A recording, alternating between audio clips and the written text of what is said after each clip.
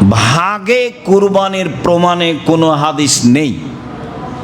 ভাগে কুরবানির প্রমাণে আছে জন, ব্যক্তি। যদিও হাদিসগুলি সফরের সাথে সম্পৃক্ত, সফরের কথা না বললেও ব্যক্তি ও পরিবারের পক্ষ থেকে কোনো হাদিস নেই। এ যাবৎ 1990 সাল থেকে নিয়ে এখন পর্যন্ত 7 পরিবারের পক্ষ থেকে একটি প্রাণী কুরবানি করতে হবে এমন কোনো হাদিস আমরা অবগত হতে পারিনি। এদেশের আহলে হাদিস হিসেবে একজন বড় মাওলানা ছিলেন আব্দুল্লাহিল কাফি আল কুরাইশি রাহিমাহুল্লাহ, জমিয়তের প্রধান ব্যক্তি ছিলেন এবং বড় পণ্ডিত মানুষ ছিলেন। আল্লাহ তাকে মাফ করুক, তার কবরের শাস্তি মাফ করুক, তার কবরকে প্রশস্ত আলোকিত করুক। তিনি বলেছেন, একটি গরুতে 7টি পরিবার অংশগ্রহণ করবে এমন কোনো হাদিস অবগত আমি নই। আর আমি আব্দুর রাজ্জাক বিন ইউসুফ সাধারণ মানুষ, একেবারেই সাধারণ। আপনাকে আমি খুব ভালোবাসি। আমার দীর্ঘ 35 বছরের তদন্তে আমার বিদ্যা কম, তদন্ত করি বেশি, আপনার বিদ্যা বেশি, এটা আমি মেনে নিই। আমার তদন্তের অভাব নাই আলহামদুলিল্লাহ। তাতে আমার অবগতিতে একটা গরুতে, একটা প্রাণীতে 7টা পরিবার অংশগ্রহণ করবে এমন কোনো হাদিস এই যাবৎ প্রমাণ হয়নি, কিয়ামত পর্যন্ত প্রমাণ হবে না বলে আমার জোরালো দাবি। সম্মানিত দিনী ভাই বোন, ইনশাআল্লাহ। এরপরে আমি বলছি, পরিবারের পক্ষ থেকে পশু কুরবানি করুন। টাকা বেশি আছে, ঢাকায় ব্যবস্থা রয়েছে আজও উট কুরবানি করার, করেন, উট কুরবানি করেন, বেশি নেকির ব্যাপার, একাধিক করেন। তো টাকা কম আছে, ষাঁড় করেন, কয়েক লক্ষ টাকা দিয়ে বড় মোটা তাজা হৃষ্টপুষ্ট ষাঁড় কিনেন। টাকা কম আছে, খাসি কিনেন। টাকা কম আছে, ছাগি কিনেন। ছাগি বুঝি না, যেগুলো বাচ্চা দেয়। টাকা কম আছে, ভেড়া ভেড়ি কিনেন। আজও বাজারে ভেড়া ভেড়ির দাম সবচেয়ে কম। একটা ভাগা নিতে যা টাকা লাগবে তাতে অন্তত 3টে ভেড়া কিনে পাওয়া যাবে। আপনি কার কথাই পড়ে ভাগে কুরবানি কিনতে গেলেন, আবার কলিজা নিয়ে সমস্যা, আবার হাড় নিয়ে সমস্যা, আবার ভাগ নিয়ে সমস্যা। এতদিন তো নাড়ি ভুঁড়ি নিত না মানুষ, এখন তো নেই। নাড়ি ভুঁড়ি নিয়ে সমস্যা, পা নিয়ে সমস্যা। এত বোঝা আপনি কেন মাথায় করতে গেলেন? যতই ধমক দেখাক না কেন, বলার গতি এভাবে আছে। কে বলেছে চলবে না, এইভাবে বলা আছে। আমি ওইভাবে বলিনি, তবে আমি বলছি আমার 35 বছরের তদন্তে ভাগে পরিবারের পক্ষ থেকে কুরবানির কোনো প্রমাণ নেই। 7 জন আছে, 7 পরিবার নেই। উম্মু সালমা রাদিয়াল্লাহু তাআলা আনহা বলেন, রাসূল সাল্লাল্লাহু আলাইহি সাল্লাম বলেছেন, মান রাআ জালালা হেলালা দিলে হিজ্জা, যে ব্যক্তি কুরবানির চাঁদ দেখলো, ওয়ারাদা ইউজাহিয়া, এবং কুরবানি করার ইচ্ছা পোষণ করলো, ফালা ইয়াখুজ মিন শারিহি ওয়ালা মিন আজফারিহি, সে যেন নখ না কাটে, সে যেন চুল না কাটে, সে যেন নখ না কাটে, সে যেন চুল না কাটে। কুরবানি যিনি করবেন মূলত তারই ওপরে এই বিধান। ছেলেমেয়েরা সবাই মিলে এ আমল করতে পারে, তাতে কোনো সমস্যা নেই, বরং করাই ভালো। তবে বিধান মূলত যিনি মালিক তার উপরে।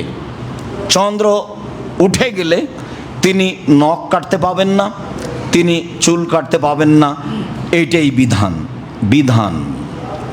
জাবের রাদিয়াল্লাহু তাআলা আনহু বলেন, রাসূল সাল্লাল্লাহু আলাইহি সাল্লাম বলেছেন, আল বাকারাতু আন সাবাতিন ওয়াল জাজুর আন সাবাতিন, গরু 7 জনের পক্ষ থেকে, উট 7 জনের পক্ষ থেকে।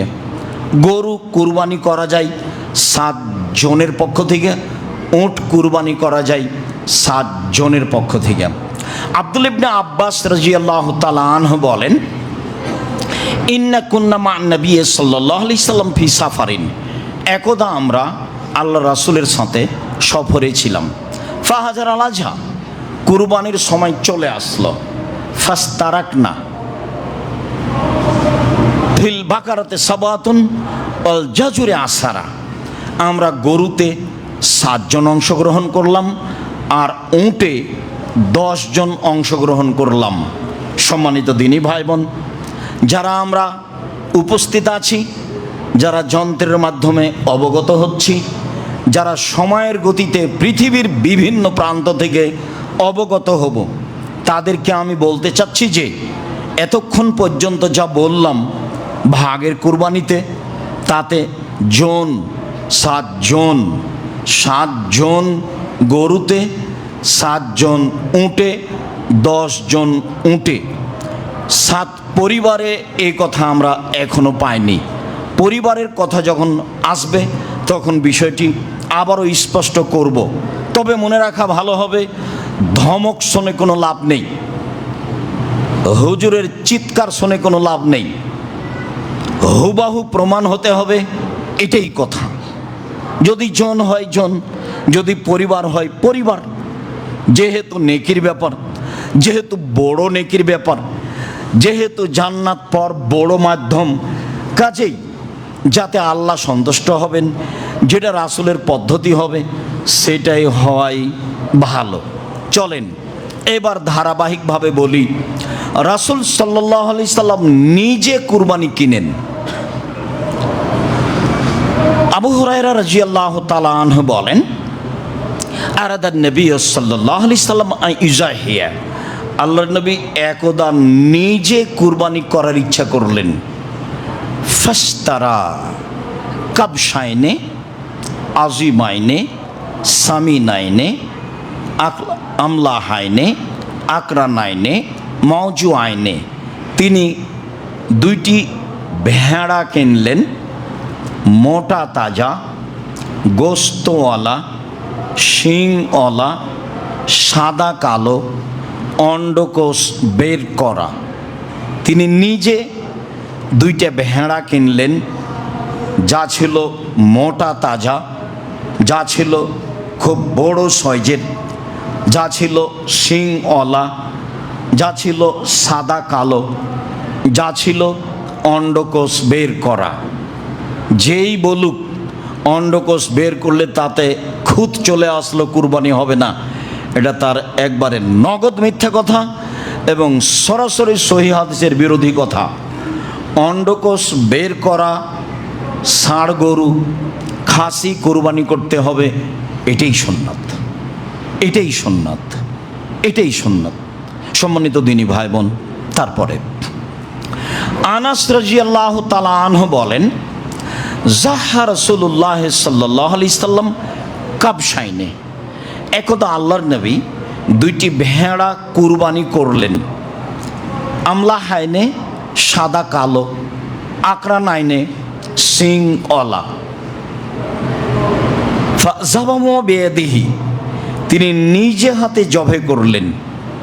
তিনি বিসমিল্লাহ আল্লাহু আকবার বললেন। আনাস বলেন, রাআইতুহু, আমি নিজে দেখলাম। ফাওয়াজা কাদামাহু আলা সাবায়েমা, তিনি তার চোয়ালের উপরে, মাথার দিকে চোয়ালের উপরে পা রেখে দিলেন। অন্য বর্ণনায় আসবে ফাজ যাও, ফেলে দিলেন, চোয়ালের উপরে পা রেখে দিলেন।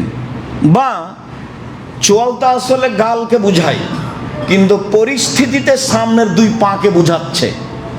2 পায়ের উপরে পা রেখে দিয়ে জবে করলেন। আমি তাকে তাকিয়ে দেখছি। তিনি জবে করার সময় বললেন, বিসমিল্লাহ আল্লাহু আকবার, আল্লাহর নামে, আল্লাহ সবচেয়ে বড়। এই অবস্থা আমি দেখলাম। তিনি নিজে কুরবানি করলেন। এবার তিনি কুরবানি কিনতে বলছেন। আয়েশা রাদিয়াল্লাহু তাআলা আনহা বলেন, আমার রাসূলুল্লাহ সাল্লাল্লাহু আলাইহি সাল্লাম বেকাবশিন, আল্লাহ রাসূল আদেশ করলেন, আনাস একটি ভেড়া কিনে নিয়ে আসো। এটাও বেসাওয়াদিন ও এবরকো বেসাওয়াদিন ও এনজরো বেসাওয়াদিন। ভেড়া কেনার সময় তুমি দেখবা শিংওয়ালা, কালোতে হাঁটে, কালোতে শয়, কালোতে দেখে।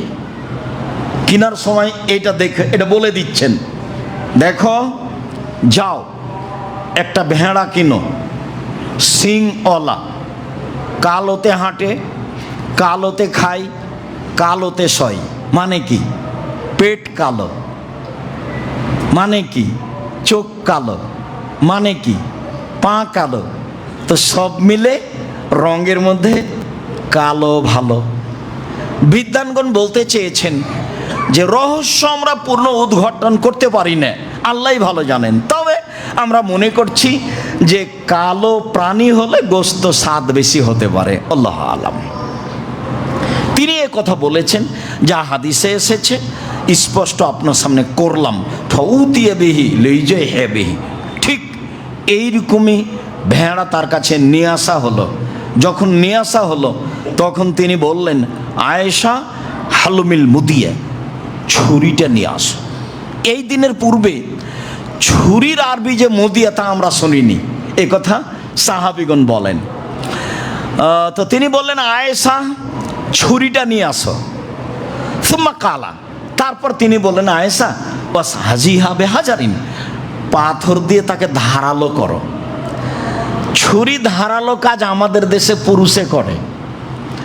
আল্লাহর নবী আয়েশাকে বলছেন, প্রায় সব কথাই তিনি আয়েশাকে বলতেন, আদেশ করতেন। আয়েশা জায় নামাজটা নিয়ে আসো, আয়েশা এক গ্লাস পানি নিয়ে আসো, আয়েশা আমার মাথার চুল চিরুনি করে দাও, আয়েশা ছুরি নিয়ে আসো, আয়েশা ছুরিটা ধারালো করে নিয়ে আসো। বুঝতে পারছেন? আমার দিনী বোনদেরকে এখানে আর একটা কথা বলে রাখছি, সারা পৃথিবীর যত দিনী বোন বাংলা ভাষায় শরীয়ত অবগত হচ্ছেন, আল্লাহর নবী স্ত্রীর নাম ধরে রাখতেন। একটু আগে চলে গেল বুখারী মুসলিমের হাদিস, ইব্রাহিম আপনি কোথায় যাচ্ছেন? ইব্রাহিম আপনি কোথায় যাচ্ছেন?